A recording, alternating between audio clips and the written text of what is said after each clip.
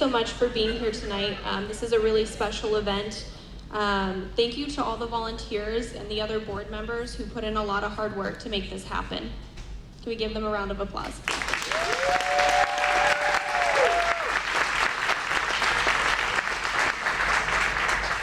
Tonight we'll be hosting a panel. We will be asking questions with 4 topics. I am going to be asking the question, and your candidates will be answering. They have 2 minutes each to answer the same question.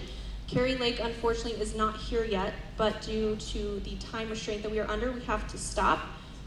Once she gets here, she's welcome to join us and follow along with the questions. Okay, so I think we're ready. So first we're going to start with Mr. Salmon, and then we'll be moving on to Mr. Gaynor.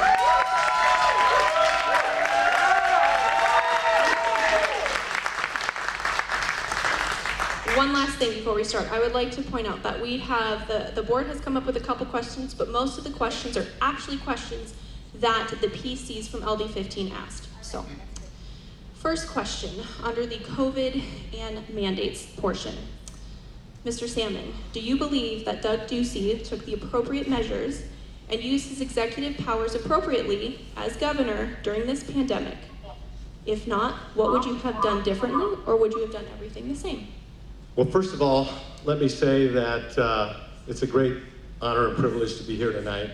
I think that this is the greatest country in the world, and we live in a constitutional republic where people are able to address, where people are able to address the folks that they represent. And it's the greatest, in spite of the problems that we're having and hopefully we're going to fix, it's still the greatest government in the world.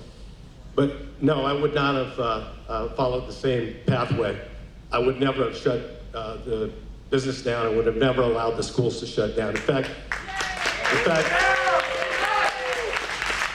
my feeling is that I would have acted like Ronald Reagan did with the air traffic controllers. You don't come to work, you don't have a job. And that's the way we deal with the teachers. 40% of the businesses went out of business, or the restaurants went out of business. They'll never be back. And when you talk about health, you got to talk about the whole spectrum of health. That's right. What about the suicide rate that went through the roof, where people lost their jobs and the kids were out of school? What about the drug rate that went up with fentanyl usage? What about domestic violence? All those things are health issues too. And so you talk about science. If you only cherry pick part of science, and you make a decision, you make a faulty decision. I believe in freedom, and other states like Florida and South Dakota, they did it right. And that's how we would have done it here. Thank you. Okay, moving along to Mr. Gaynor, I'll ask you the same question. Also, just so the candidates know, Lori Foster, our amazing timekeeper, will give you 30-second notice when you are down to 30 seconds. Okay, Mr. Gaynor, do you believe that Doug Ducey took the appropriate measures and used his executive powers appropriately as the governor during this pandemic? If so, or if not, what would you have done differently or the same? Firstly, can you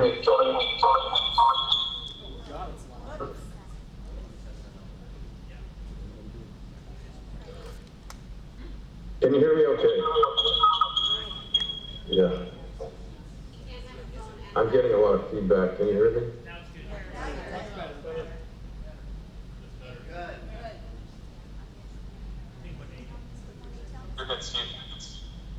Okay, I'm just getting a lot of feedback.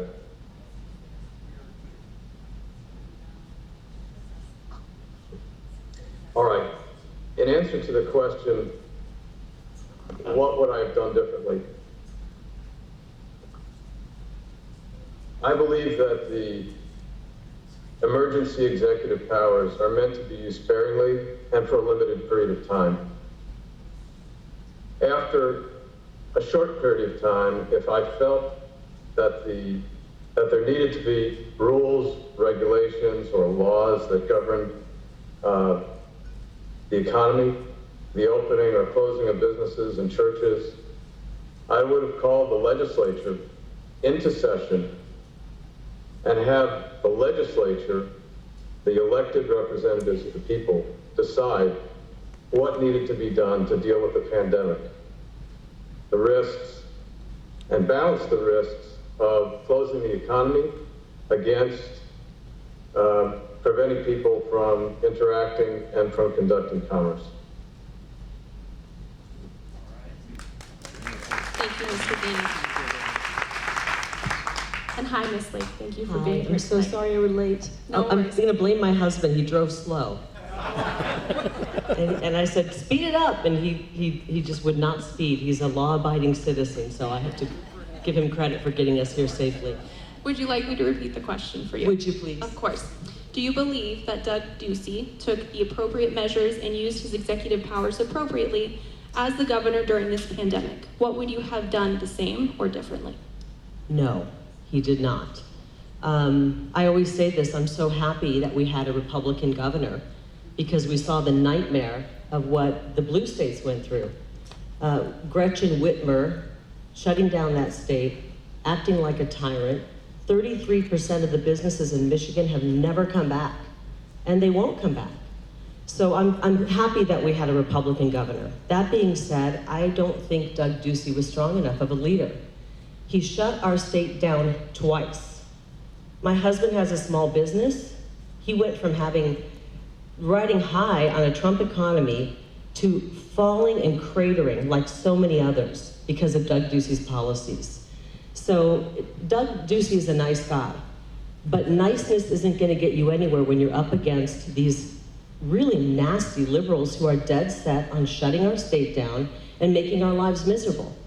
And we saw it happen.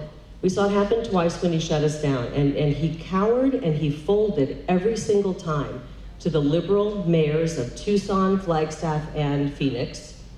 He cowered to the activists in the media, and he shut our states down, our small businesses. Meanwhile, we're watching the Costco's and the Jack in the Box survive. It was unconscionable and it was unforgivable. He brought our kids home from school. He was forced into pushing masks on their faces. I mean, you don't need to be a science wizard to understand that masks do not keep a virus at bay. These masks that are hanging off our face,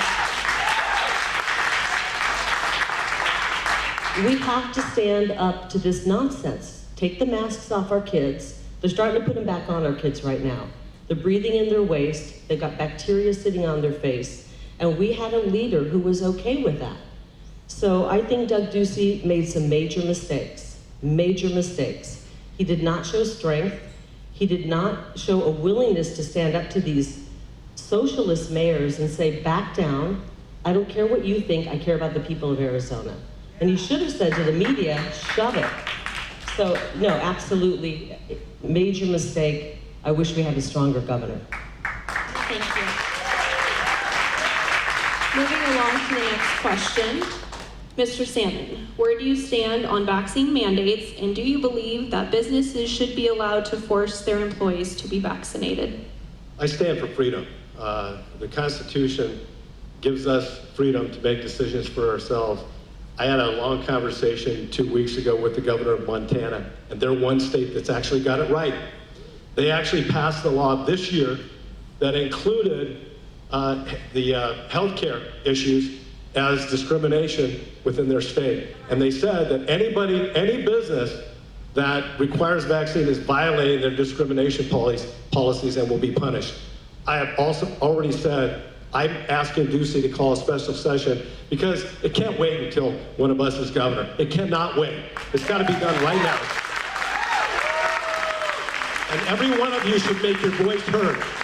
3 things need to happen in a special session, okay? One of them is medical freedom. The second thing is voter integrity. And the third thing is to make sure that we secure our borders. And he should be bringing a special session like yesterday. But I believe that if we do the same kind of a law that Montana did, we could stop this dead in its tracks, and we should. Because we're gonna lose. Right now, Arizona is already hurting. We can't get employees for great jobs.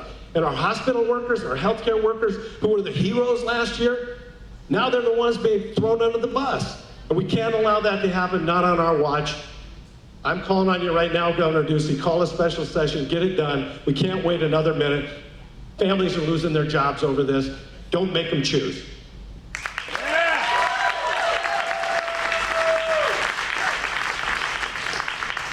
Mr. Salmon. Mr. Gaynor, would you like me to repeat the question, or are you ready to answer? Yes, please repeat it. Where do you stand on vaccine mandates? And do you believe that businesses should be allowed to force their employees to be vaccinated? I'm speaking to you live from the Socialist Republic of California. Today, when I entered businesses unmasked, I informed the people there that I'm from the free state of Arizona, and they were free to take